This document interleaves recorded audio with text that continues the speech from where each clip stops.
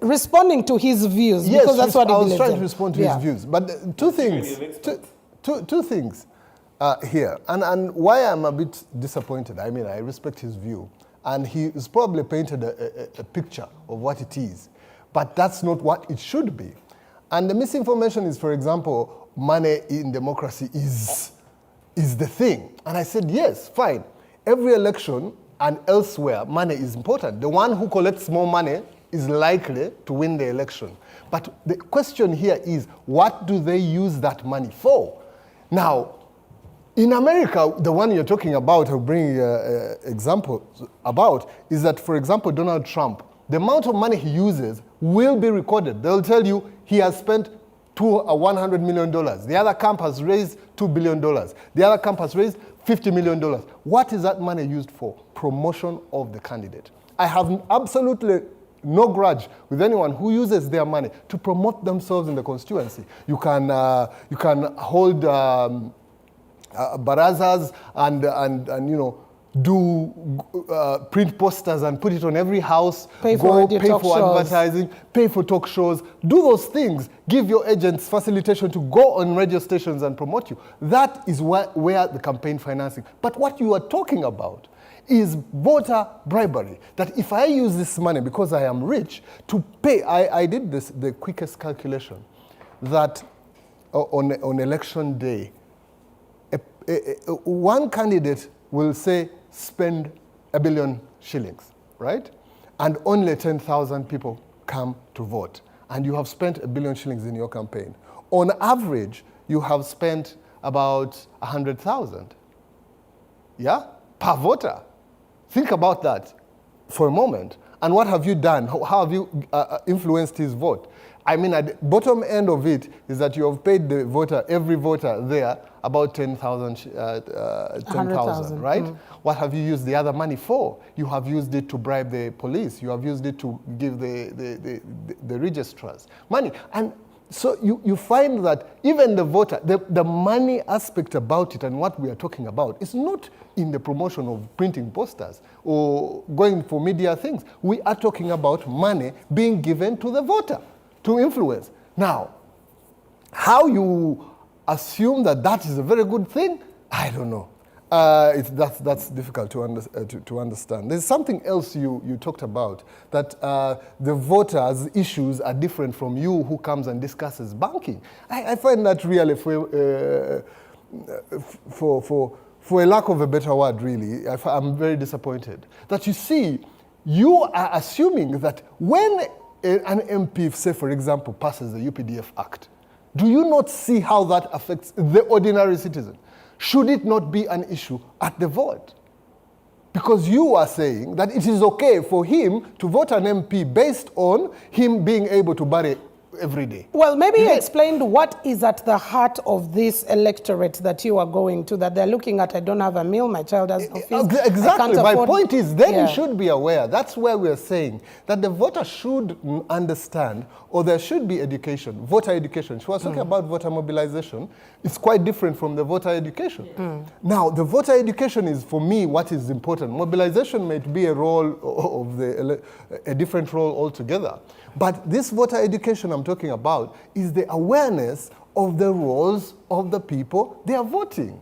That is what is important. That you see, how do you relate your starvation in your house or your lack of school fees or whatever to your vote. That is where we are saying that there should be emphasis. Now, if I go, for example, in my constituency, you find that I went and campaigned against the UPDF Act as a campaign thing. We had joint campaigns and saying, look, the person who participated in that bill affects you in one way or another. And the voters were, because again of I faced it rough, you know, with the voters at the joint rallies. That no. The president said this thing is good, right? Without any form of them understanding what that act meant to them. They are busy saying, no, if NRM passed it, it's good, right? So for me, When I listen to Joel rather, who is supposed to be at least better informed around these issues, that he is going to vote, okay, I don't know whether he's going to vote for what he's advocating for, for a barrier champion, but it is a situation where we are saying, look, regardless of what is happening right now, we need to change. We need to change the way voters respond to these elections. Okay. And that's the key thing here. Thank you very much. Sorry, Mildred, I want to just thank Isaac so much. I saw a voter who participated in the NRM primaries on Radio West. And he spoke in Runyankore comfortably and said, I received 1.4 million, but right now I don't have even 100 shillings. I've spent it already. But while I was there, I was told, the first phone call I got was from Kasolo. He took us to a certain place and gave us 500,000. Piato actually, he spoke. We have the video here. And then he told us his opponent called us and gave us 300,000. Then the next day when he heard that his opponent had given us 500, he said, I'm doubling that, I'm giving you 1 million. And he said, wow, for us it was windfall, but I don't even have 100 shillings. And he said, at the end of that day, when I look at the money I received, it didn't help me. It didn't do anything. And yet, let me and yet the Joey. issues still remain. Yeah. The reality is, the reason why we have, unless we decide to say, there's no leadership, let's live as is, let's not pretend to organize elections. Which is also okay. Let's maybe go back to the African setting of how we were governed, kingdoms and everything.